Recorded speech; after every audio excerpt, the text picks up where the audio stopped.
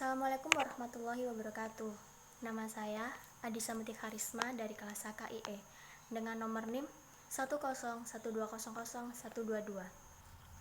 Di sini saya akan mempresentasikan materi tentang ruang lingkup fikih. Sebelum saya menjelaskan tentang materi tersebut, saya akan menjelaskan tentang pengertian fikih. Menurut bahasa, fikih berasal dari kata faqiha yafqahu fiqhan, yang berarti mengerti atau faham akan sesuatu.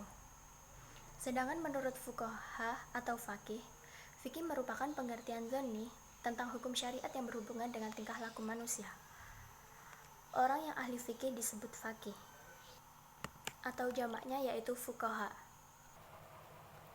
Definisi fikih secara istilah mengalami perkembangan dari masa ke masa, sehingga tidak pernah bisa dikatakan atau tidak pernah bisa kita temukan satu definisi yang tunggal. Dan pada setiap masa itu, setiap ahli fikih telah merumuskannya pengertian fikih sendiri. Seperti misal, pengertian dari Abu Hanifah.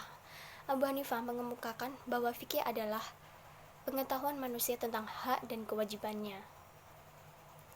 Dengan demikian, fikih bisa dikatakan meliputi seluruh aspek kehidupan manusia dalam berislam, yang bisa masuk pada wilayah akidah, syariah, ibadah, dan akhlak. Pada perkembangan selanjutnya, kita jumpai definisi yang paling populer, yakni definisi yang dikemukakan oleh Al-Amidi yang mengatakan bahwa fikih sebagai ilmu tentang hukum syara yang bersifat praktis yang diperoleh melalui dalil yang terperinci.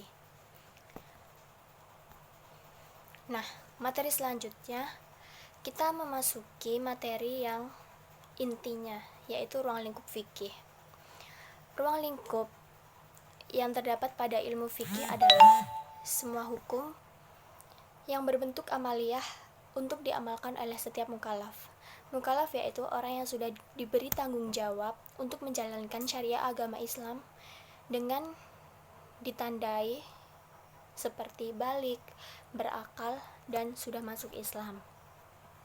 Dan hukum-hukum yang diatur dalam fikih ada berbagai macam. Seperti contohnya, ada hukum wajib, sunnah, makruh, mubah, haram. Ataupun dalam bentuk lain itu seperti sah, batal, benar, dan sebagainya.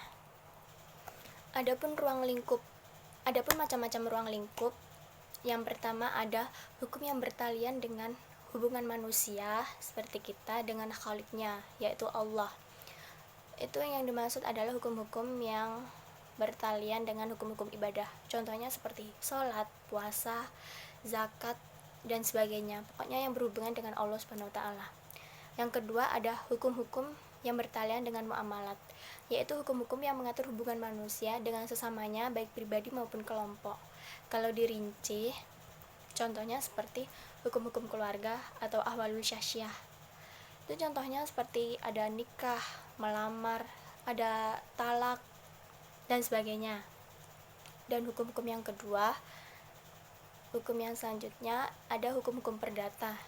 Hukum perdata, hukum yang bertalian manusia dengan hubungan hak kebendaan yang disebut dengan muamalah madiyah. Hukum yang selanjutnya yaitu hukum-hukum lain atau termasuk hukum-hukum yang bertalian dengan perekonomian atau keuangan yang disebut al-ahkam al-iktisadiyah wal amaliyah. Nah, itulah hukum-hukum Islam yang dibicarakan dalam kitab-kitab fikih yang terus berkembang dari masa ke masa. Kesimpulannya, fikih adalah peraturan-peraturan yang mengatur hubungan manusia dengan Tuhannya dan hubungan manusia dengan sesamanya. Dan ilmu fikih itu mengandung dua bagian. Yang pertama, bagian ibadah yang menjelaskan tentang hukum-hukum hubungan manusia dengan Tuhannya. Contohnya itu tadi, sholat, zakat, puasa, haji yang berhubungan dengan Allah Subhanahu wa Ta'ala.